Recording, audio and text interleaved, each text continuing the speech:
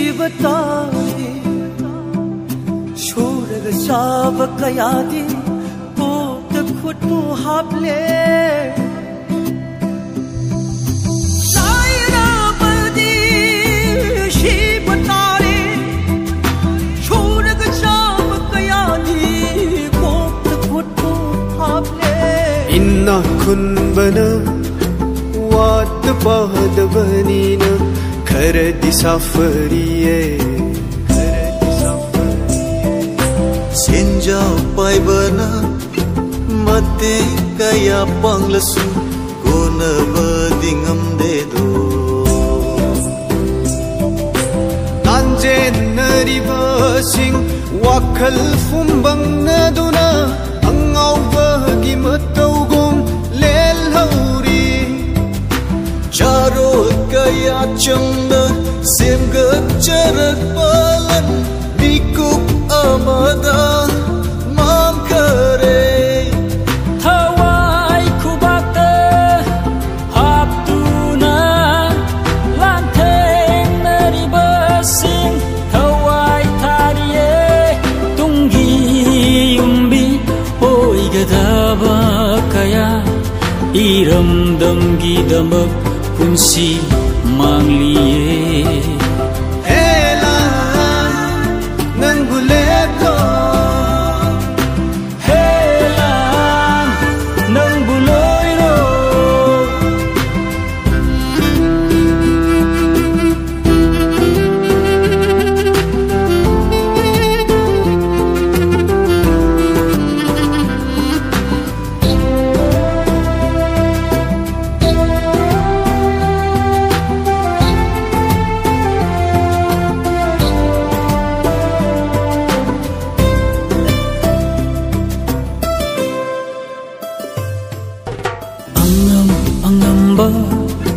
Thauna utnabaduna miyoibagi punsi mangli khangdabara punsi manghanba lanthum manghanba nattana lana kari bukanaba purakbage Siraga loiraba miyoi mapoknin Karigi ai khoi masel hanari Taibangda atthoi bani hainari ba miyoi ba Karigi lan hauduna manghalli Lan hauriva na khoishu sigani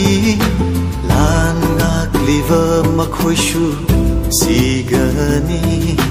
Miyoi bada awabang piriba Od naiduna punsibu manghaliba